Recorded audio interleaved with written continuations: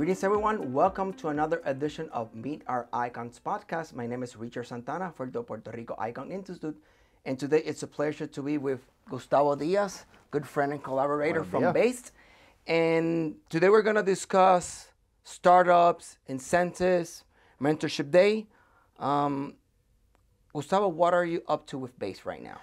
So with up to BASED right now, I think I got a caffeine allergy and I started like itching and scratching my face because we've been drinking so much. We're finally producing our second issue and 6 other magazines and 2 other books, one of them being on Act 60, breaking down everything. So we're right now telling the stories of the ecosystem and printing them and working with manufacturers. So venimos de la gemba, how we say in Spanish. And ¿cuál es el objetivo? What is your main objective with BASED? What are you guys trying to achieve? The main objective with BASED is that when you look at the Global Entrepreneurship Monitor report of Puerto Rico from 2014 till this day, the ability of our human capital to identify entrepreneurial opportunities and act upon it ranks below 50 countries that are in a dictatorial regime or totalitarian regime. What that translates is that our culture doesn't have a lot of stories of founders that have found success. So BASED is just that, a storytelling vehicle to say, this is Richard, this is how he went from X to Y. This is Alan, this is how he went from a garage to selling or raising $3 million.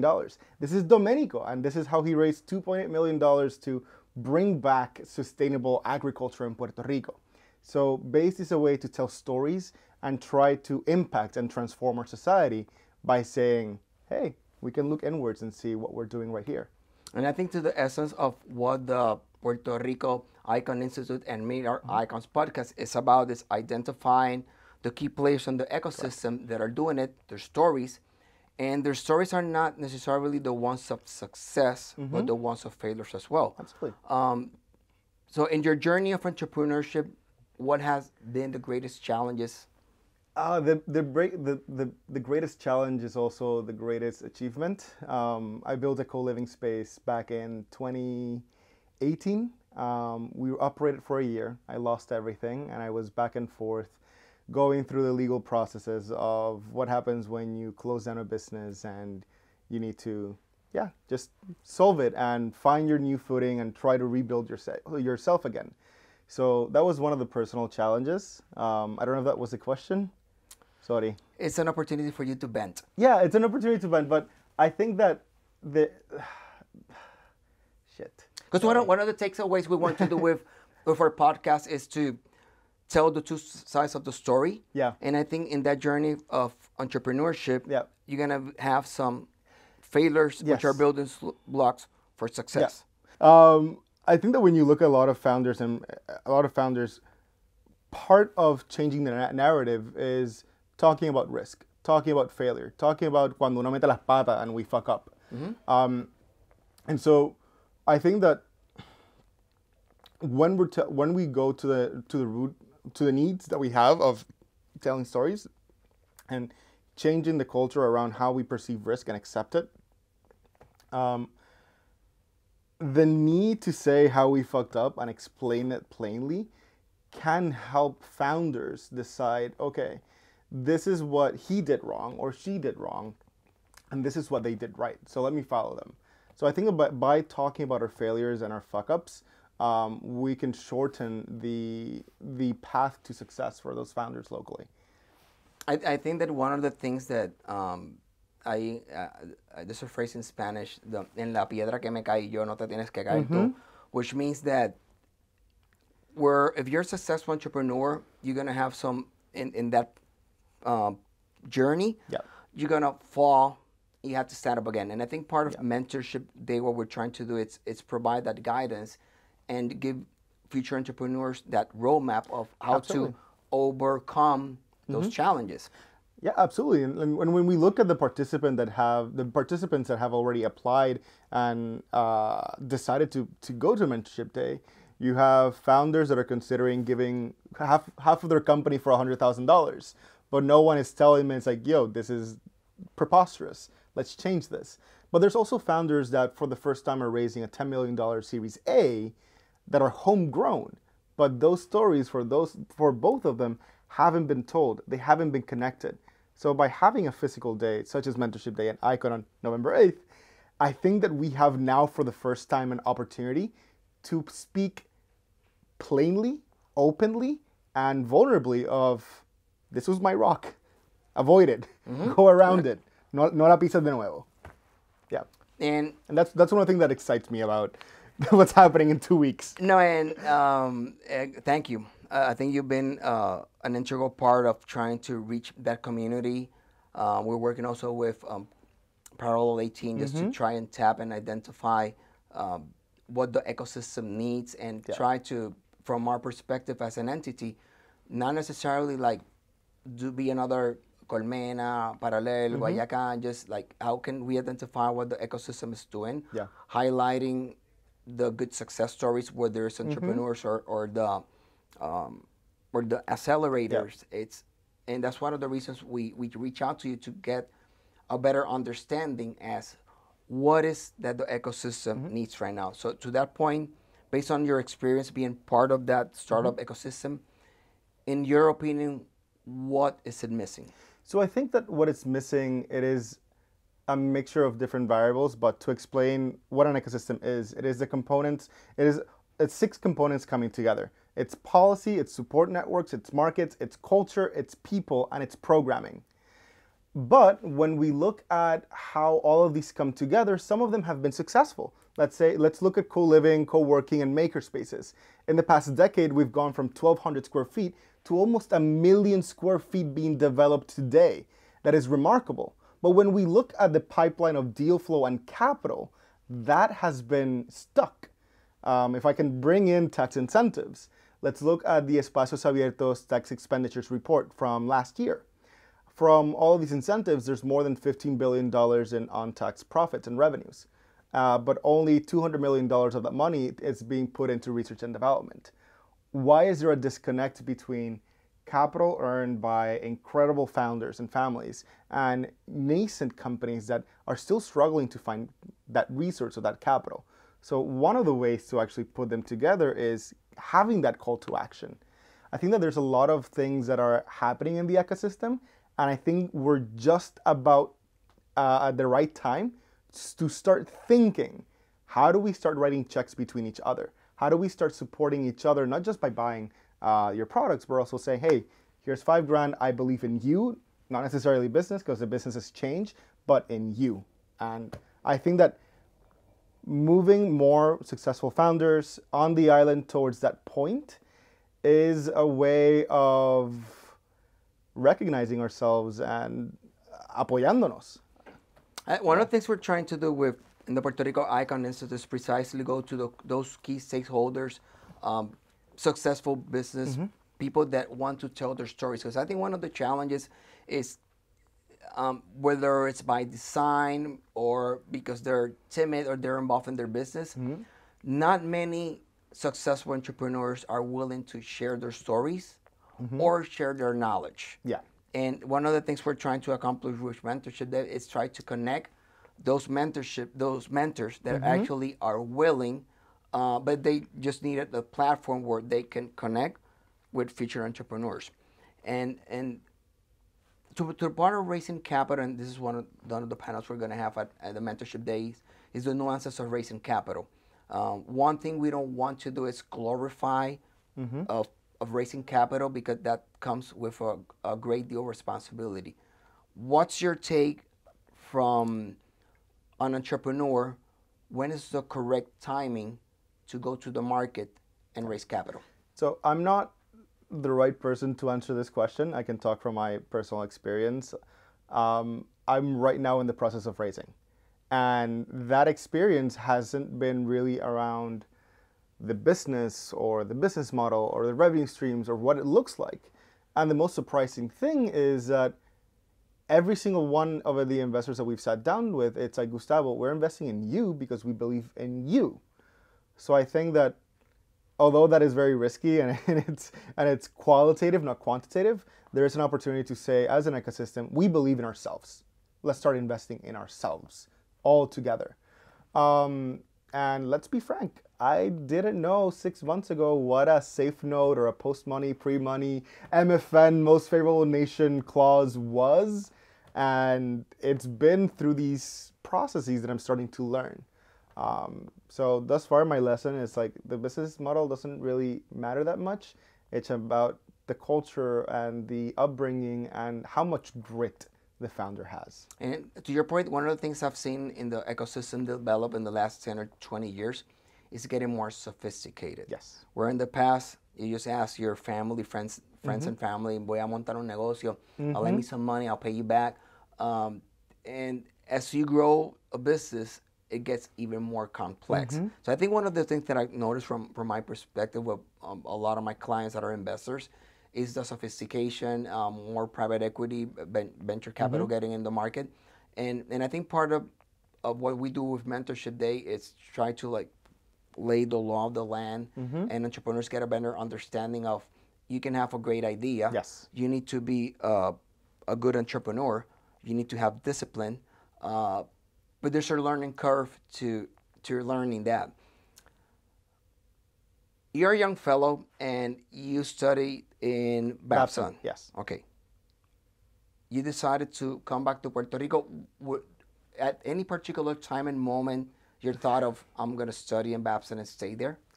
The reason why I chose Babson is because when I was in high school, I was ditching school and going to hackathons and going to different events in Puerto Rico for the ecosystem. Back when there wasn't necessarily a science trust and we were holding tech hackathons in the Department of Agriculture, for example. For some reason, I got a full scholarship in 2014, 2013.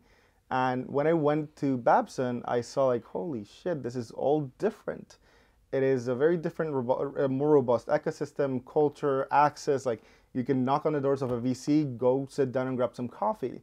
And that wasn't very much how we saw it in Puerto Rico. So I started to feel a little bit of guilt. And that is the reason why it never crossed my mind seriously to stay. And I always wanted to find a way how to come back. That's when in 2015, we reached out to the Department of Economic Development. At that time, Alberto was the secretary, and we pitched him on this crazy idea of like, hey, we want to bring 30 founders under the age of 30 that have raised more than $1 million in their company. And we want to teach people what they've done, how they've done it.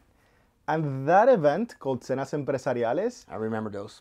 We were able to see companies that today dominate the ecosystem sprout from those micro interactions. But to answer the question, I studied at Babson and I've always had this guilt, but also this responsibility that, carajo, we have to come back and we have to do something. At the time, bankruptcy wasn't declared. We didn't have any idea of the hurricanes or the earthquakes or all the natural disasters.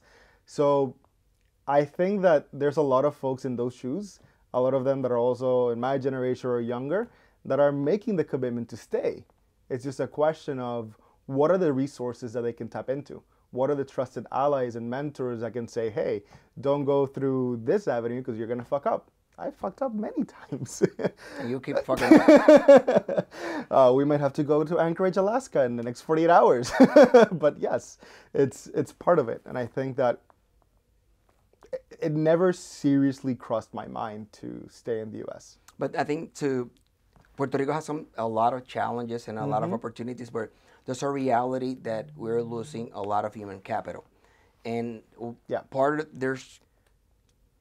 Rico has changed, the business ecosystem has changed a lot in 5 or 10 years, where now there's some more robust opportunities as far as salary, which we didn't have in the past. Yes. But there's other consideration as far as lifestyle, what's important to you, whether it's safety, whether are the schools. Cost of living. Yeah, those are all intersect and intertwine on as a young person.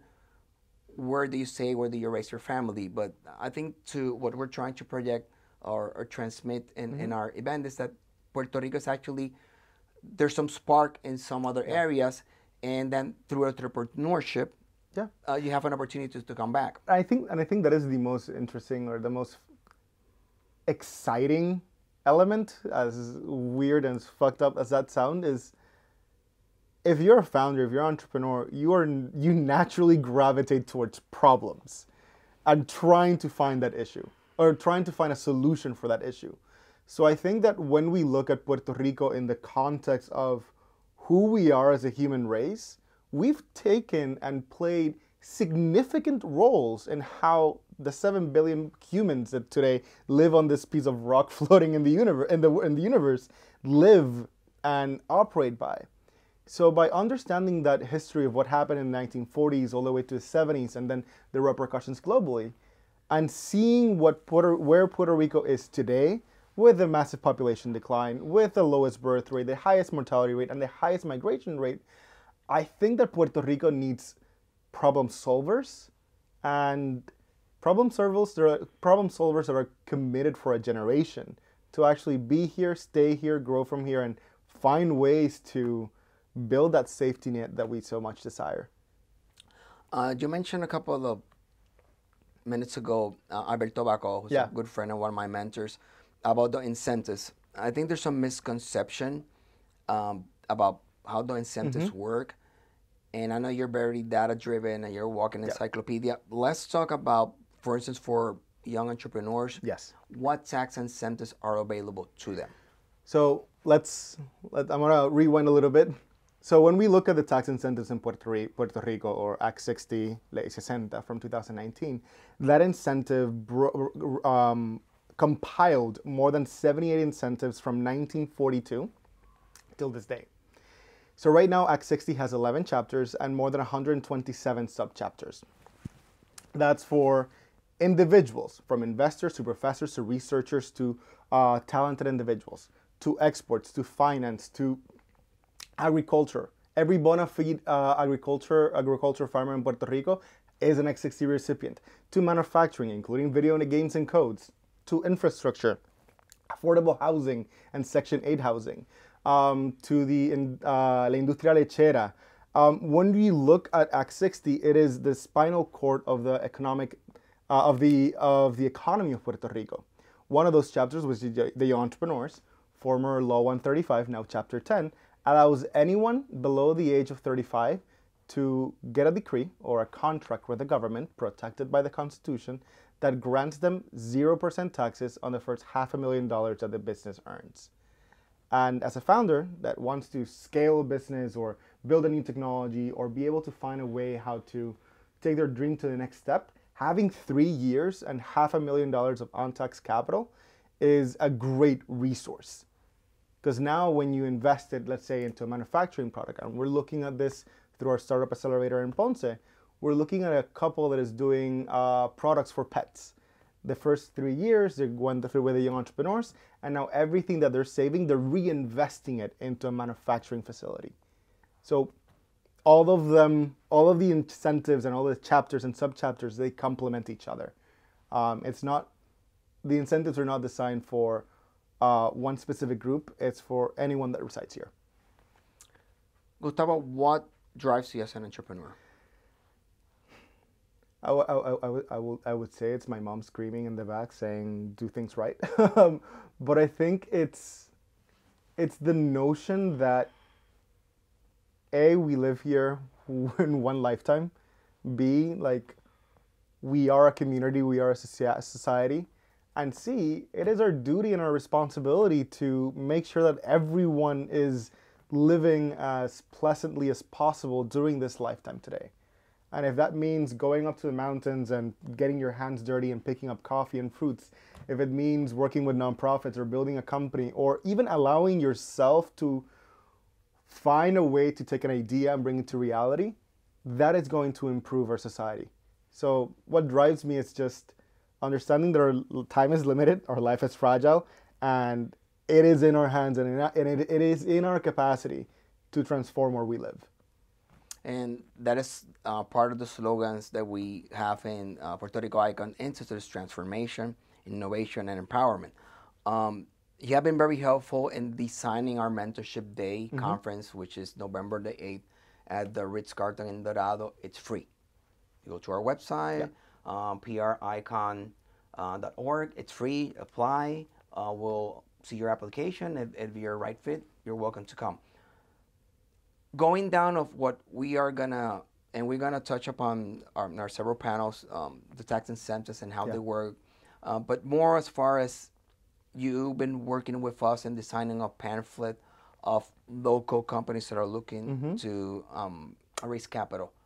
Give us a preview of what our attendees can look for at Mentorship Day. Ooh, that's fun. So you have deals between $100,000 to almost $10 million in a Series A. There's companies that have been invested and backed by SoftBank to other small companies that are growing through local programs such as Project Makers. You have projects in real estate, in wellness, in healthcare, in parametric insurance. You have in food delivery and in hospitality. There's a little bit of everything for anyone. And the most fascinating or the most important element of this is that they are also open to learning how can they raise capital from accredited and unaccredited investors, as well as their own friends and family.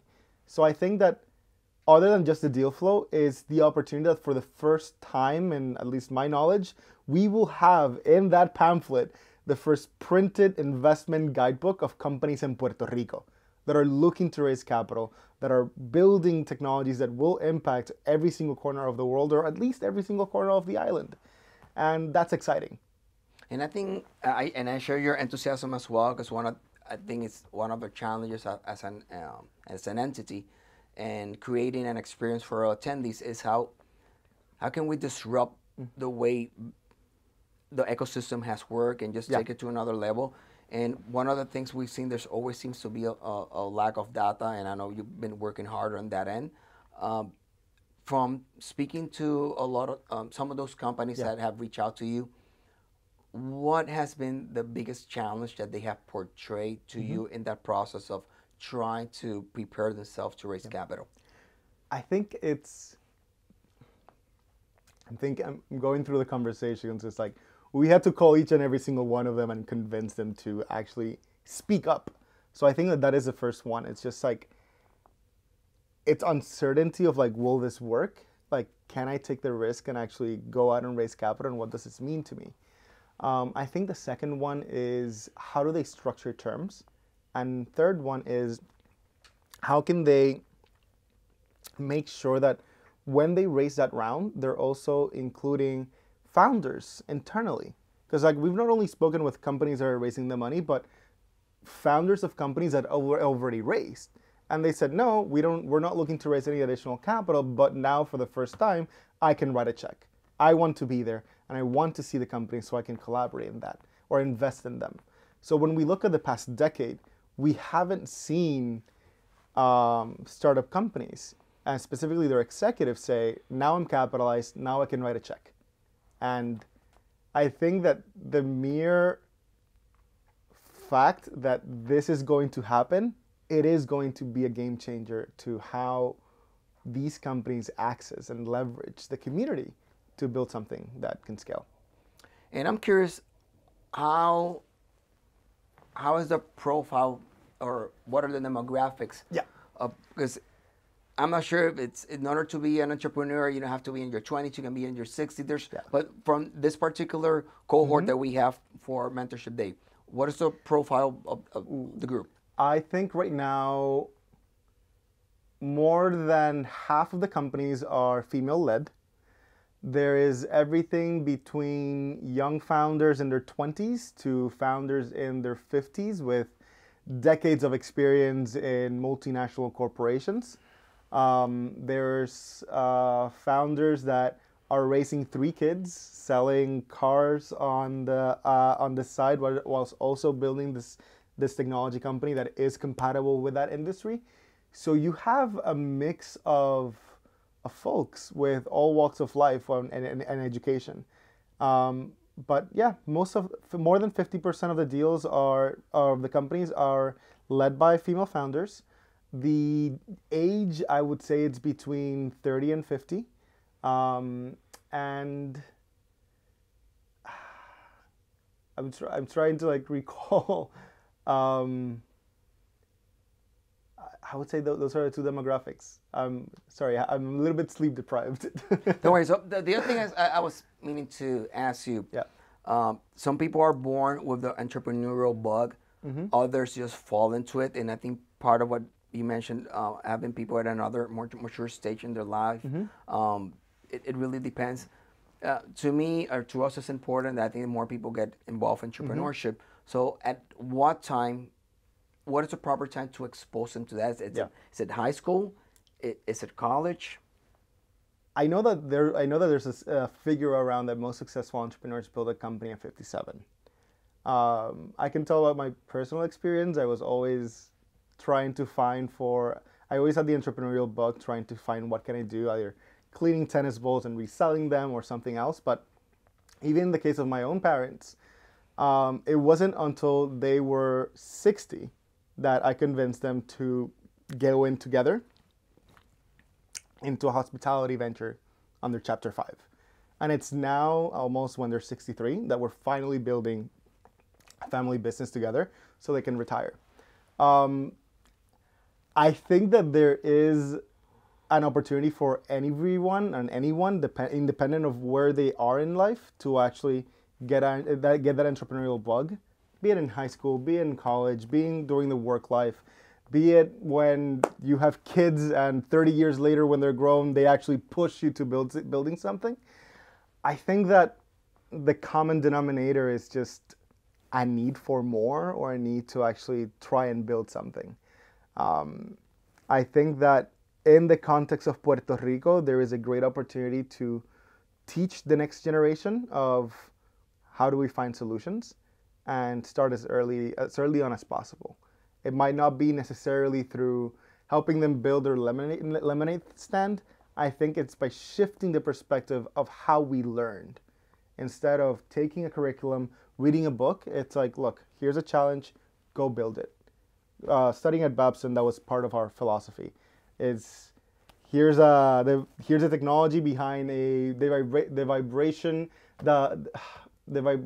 room of a nuclear-powered submarine. Bring it down to a small Arduino, slap it to the back of a fisherman, measure the vibrations of the motor, and then determine when it's going to fail. And when you do that, you're able to understand.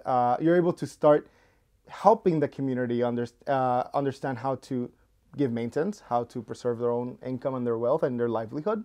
So I think it's a matter of shifting the perspective. How do we learn? And I think that can happen at any time, at any age, and any moment in you're in your life. One of the reasons I was very excited to have you here is you are the future. You represent a very I mean, it's a huge responsibility on your shoulders, but the reality is, and the same thing for my daughter that just graduated for college. We are at an intersection point in Puerto Rico that we need our next generation to lead.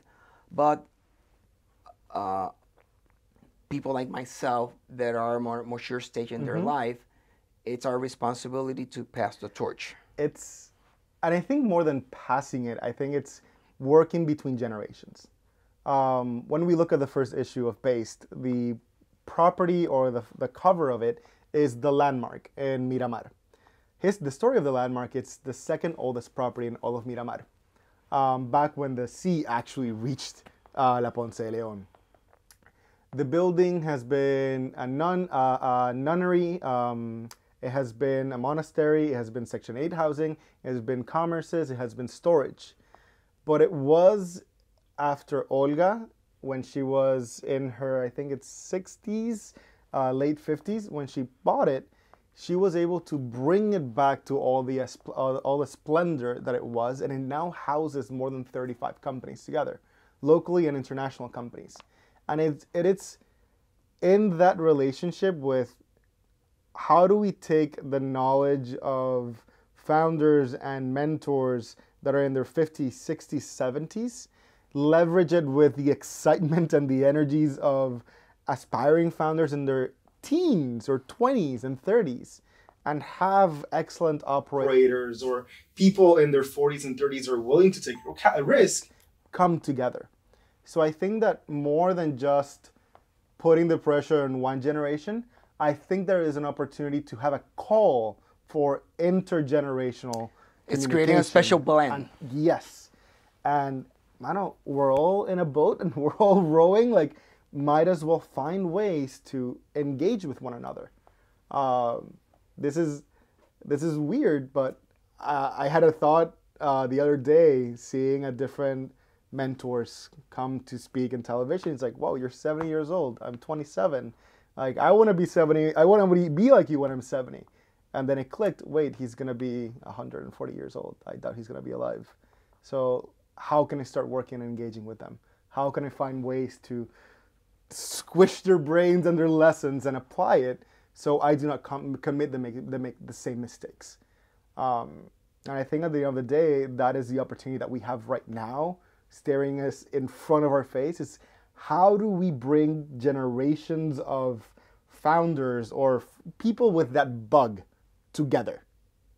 And it might be writing a check, it might be giving mentorship, it might be making a connection or an introduction, it might be just sitting down and hosting dinners and listening. Más cenas empresariales. Not even cenas empresariales. We can do them. But for example, one of my mentors, when she was here in the past 2 years, every Thursday, she brought 14 of the brightest under 30 kids in Puerto Rico, and she fed us. And she listened to us. And she asked us questions. What do you need? How are you doing? How can we help? It's like, hey, I think your reasoning is great, but here's a couple of flaws. So I think that just by creating a common space, I'm sorry, I'm starting to cry, can be very impactful in shaping and leading that generation. Part of our call to action to our audience, if you're a successful entrepreneur, if you are a startup, if you are, it depends on, regardless on which side of the equation you are, give back. We need more people to tell their stories. And as Gustavo said, you don't have to write a check. Maybe sometimes it's more meaningful to give that support than an investment.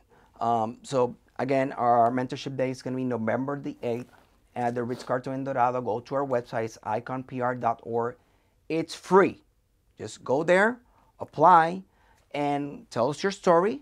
And Gustavo, it's been a pleasure having you here. Stay tuned for our next edition of Meet Our Icons podcast.